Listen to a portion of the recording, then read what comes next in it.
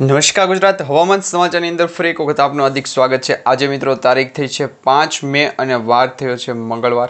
આજના દિવસે ગુજરાત રાજ્યની અંદર કેવું વાતાવરણ રહેશે તમને જણાવીએ એ પહેલાં સૌપ્રથમ જાણી લેજો કે હવામાન વિભાગ દ્વારા પૂર્વાનુમાન લગાવવામાં આવી રહ્યું છે। આંકલન કરવામાં આવી રહ્યું છે કે આ વર્ષનું ચોમાસું ગુજરાત રાજ્ય ઉપર સારું જ છે। ગયા વર્ષે જે ચોમાસામાં વરસાદ પડ્યો હતો અને ભારે વરસાદના કારણે તબાહી મચી હતી એવો વરસાદ નહીં પડે, પરંતુ અત્યારે જે વરસાદ પડવાનો છે આ વર્ષનો ચોમાસાનો એ મિત્રો ખેડૂતોને ખેતીલાયક સારો હશે। આ સાથે નદી નાળાઓ છલકાશે, તળાવો છલકાશે। તો એ સાથે બીજી એ પણ માહિતી જાણી લેજે કે ગુજરાત રાજ્યની અંદર એક વાવાઝોડાની આગાહી કરવામાં આવી છે।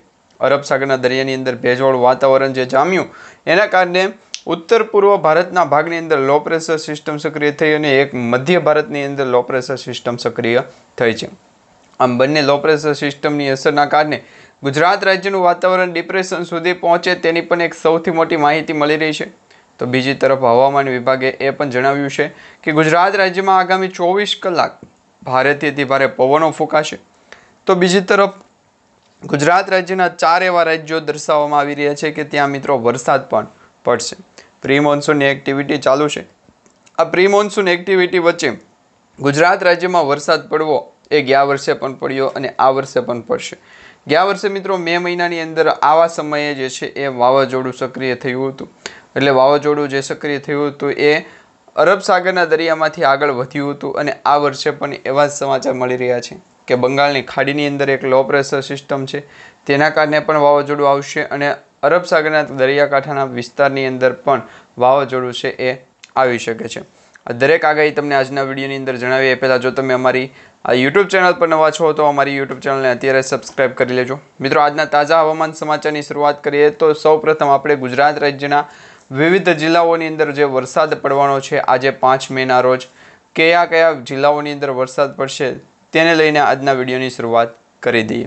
मित्रों आजना विडियोनी शरूआत करीए ए पहेला तमने जणावी दे कि आजना विडियोनी अंदर आपणे 4 महत्वपूर्ण समाचार जाणीशुं। आजना हवामान समाचार जे छे एमां पहेलुं के वरसाद जे छे ए क्यारथी शरू थशे, चोमासुं छे ए क्यारथी शरू थवानुं छे गुजरात राज्यनी अंदर ए जाणीशुं। बीजुं ए जाणीशुं के वीजळीना कड़ाका भड़ाका साथे जे अंबालाल पटेले आगाही करी छे ए आगाही वच्चे हवे गुजरात राज्यनी अंदर कई तारीखथी वरसाद चोमासानी आगमननी शरूआत थशे। त्रीजुं ए के मित्रों पूर्व भारतना भागनी अंदर जे वावाझोडुं सक्रिय थई रह्युं छे अने आ वावाझोडुं जे छे ए बंगाळनी खाडीमांथी आगळ आवी रह्युं छे एना विशेना समाचार जाणीशुं। अने चौथुं पूर्वानुमान ए जाणीशुं के आ वर्षे जे छे ए 5 इंच करતાં વધારે અને 7 इंच કરતાં વધારે જે વરસાદ છે એ કયા કયા રાજ્યોની અંદર પડશે અને કયા કયા જિલ્લાઓની અંદર પડશે। કારણ કે મિત્રો ગયા વર્ષે 10 થી 12 इंच સુધી વરસાદ પહોંચ્યો તો આ વર્ષે ચોમાસું જે છે એ નબળું રહેશે, પરંતુ વરસાદ નબળો નથી પડવાનો। વરસાદ જે છે એ ગુજરાત રાજ્યની અંદર હવામાન વિભાગ દ્વારા જે માહિતી આપવામાં આવી છે એમાં મિત્રો 94% જેટલો વરસાદ ગુજરાત રાજ્યમાં નોંધાશે। બીજું એ કે અંબાલાલ પટેલ અને પરેશભાઈ ગોસ્વામીએ જે આગાહી આપી તેમાં 92% સુધીનો વરસાદ આખા ચોમાસાને દરમિયાન સિઝન દરમિયાન છે ગુજરાત રાજ્યમાં જોવા મળશે। તો આ દરેક આગાહી આજના વિડીયોની અંદર જાણીશું। સાથે પણ તમને જણાવી દઈએ કે એથેરિયા શેટી દ્વારા અરબ સાગર, દક્ષિણ ભારત અને બંગાળની ખાડીમાંથી જે વાતાવરણને લઈને સૌથી મોટા સમાચાર આપવામાં આવ્યા છે। તમિલનાડુ, પોંડિચેરી, વિશાખાપટ્ટનમ, ભુવનેશ્વરમ તેમજ બેંગ્લોર, બેંગલવી, મદુરાઈ અને ચેન્નઈ આટલા વિસ્તારોની અંદર ગોવાથી મુંબઈ, મહારાષ્ટ્ર બોર્ડર લાગુના વિસ્તાર અને દક્ષિણ ગુજરાત સુધીના જે દક્ષિણ ભારત અને નજીક આવેલા જેટલા પણ રાજ્યો છે તે અને દક્ષિણ ભારત તરફથી ઉત્તર મધ્ય પૂર્વ ભારતની અંદર જે વરસાદી સિસ્ટમ જામશે તેને લઈને જે સૌથી મોટા સમાચાર આપવામાં આવ્યા છે એ આપણે આજના વિડીયોની અંદર જાણીશું। સૌપ્રથમ તમને ગુજરાતના દરિયાકાંઠાના વિસ્તારની વાત કરીએ તો ગુજરાતના દરિયાકાંઠાના વિસ્તારોની અંદર અત્યારે મિત્રો પવનો જે છે એ ફૂંકાઈ રહ્યા છે। પવનોના કારણે વાતાવરણની અંદર ભેજનું પ્રમાણ છે એ જામ્યું અને ઠંડુ વાતાવરણ છે ગુજરાત રાજ્યમાં નોંધાણું છે।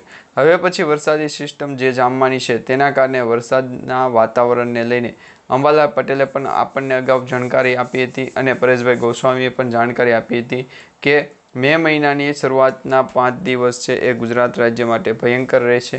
તે પ્રમાણે મિત્રો વાતાવરણ પણ બદલાનું। બીજું એ કે અરબ સાગરના દરિયાની અંદર જે વાતાવરણ સર્જાણું છે એ ઉત્તર પૂર્વ મધ્ય ભારતના જે ભાગ છે ત્યાંથી વરસાદી સિસ્ટમ આગળ વધે તેનું જે વાતાવરણ હોય છે એના કરતાં 2 ગણું વાતાવરણ અસર પહોંચાડી શકે. એટલે હવામાનની અંદર આ અસર પહોંચાડતું વાતાવરણ દક્ષિણ ભારત તરફથી આવશે. એના પણ એક સમાચાર જાણીએ તો સૌપ્રથમ ગુજરાત રાજ્યના દરિયાકાંઠાના જિલ્લાઓની અંદર જેમાં બેટ દ્વારકા, દ્વારકા, સલાયા તેમજ ભાણવડ છે, આ સાથે પોરબંદર છે, વેરાવળ છે, ગીર સોમનાથ છે, અમરેલી છે, તેમજ રાજુલા છે, આ સાથે મહુવા, ભાવનગર, બોટાદ તેમજ તળાજા, અમરેલી, રાજુલા, ખંભાત અને જાફરાબાદ આટલા જે વિસ્તારો છે એની અંદર વરસાદી સિસ્ટમ છે એ આવનારા 2 થી 3 દિવસની અંદર જોવા મળી શકે છે. હવે આ જે વરસાદી સિસ્ટમની આગાહી આપણે અગાઉ પણ જોઈ હતી.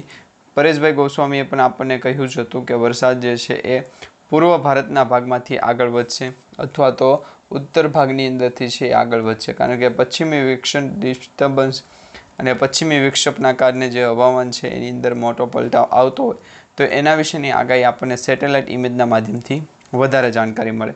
તો હવે આપણે સેટેલાઇટ ઇમેજના માધ્યમથી જોઈએ તો આ જે સેટેલાઇટ ઇમેજના માધ્યમથી ઇફ્રા રેડ દ્વારા જે છે માહિતી આપવામાં આવી રહી છે. ઉત્તર ભારતની અત્યારે સૌથી મોટી માહિતી આગાહી છે. ઉત્તર ભારતના જેટલા પણ રાજ્યો છે તેમાં પંજાબ આવી જાય, તેમજ પંજાબ છે, છત્તીસગઢ છે, આ સાથે દિલ્હી NCRના ભાગ છે, તેમજ ઉત્તરાખંડ છે, ઉત્તર પ્રદેશ છે, આ તમામ રાજ્યોની અંદર વાતાવરણની અંદર એકાએક મોટો પલટો આવ્યો. ત્યાર પછી વરસાદી આગાહી છે જાહેર થઈ હતી. ત્યાં સિવાય ગુજરાતના દરિયાકાંઠાના વિસ્તારની જેમ જાહેર થયેલું નહોતું કે ચોમાસું જે છે એ આગમન દસ્તક દઈ ગયું છે.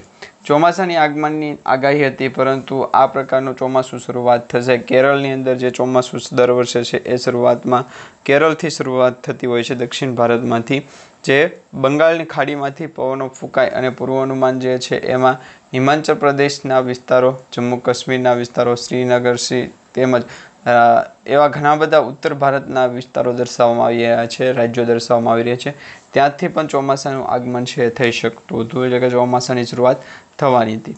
પરંતુ આ વર્ષે ગુજરાત તરફથી નહીં, બીજા અન્ય રાજ્યો તરફથી નહીં, પરંતુ પશ્ચિમ બંગાળ અને ખાસ કરીને બીજા અન્ય 3 થી 4 રાજ્યો કે જે ગયા વખતનું એટલે કે ગઈકાલનું જે રિઝલ્ટ જાહેર થયું તેમાં જે પણ રાજ્યોની અંદર જે રિઝલ્ટ આવ્યું તેમાં તમે જોઈ શકો છો વરસાદી સિસ્ટમ ત્યાં જોવા મળી રહી છે. તો આવા 4 થી 5 રાજ્યોની અંદર વરસાદી સિસ્ટમની અસરના કારણે હજી પણ વાતાવરણ એકાએક ભેગું નથી થયું. વરસાદી સિસ્ટમ આગળ વધશે, ગુજરાતનું પણ વાતાવરણ ડોળાશે. 2 થી 3 દિવસ એવો લાગશે કે હજી ગરમી વધારે પડશે, કારણ કે અત્યાર સુધીમાં 45 ડિગ્રી સેલ્સિયસ સુધી તાપમાન પહોંચ્યું હતું. ત્યાંથી તાપમાન જે છે એ 40 ડિગ્રી સેલ્સિયસ સુધી પહોંચ્યું છે અને હજી પણ 2 થી 3 દિવસ સુધી આ પ્રકારનું ગરમી રહેશે. વાતાવરણની અંદર એકાએક મોટો ફેરફાર આવશે, ત્યાર પછી વરસાદી સિસ્ટમ છે એ સ્થિર થશે. તો આ એક સૌથી મોટી આગાહી હતી અંબાલાલ પટેલ, પરેશભાઈ ગોસ્વામી અને ખાસ કરી હવામાન વિભાગ દ્વારા. હવે મહત્વના સમાચાર એ છે કે અરબ સાગરના દરિયાની અંદર જ્યારે પણ વેસ્ટર્ન ડિસ્ટર્બન્સ સર્જાય ત્યારે લો પ્રેશર સિસ્ટમની અસર વધારે થતી હોય છે.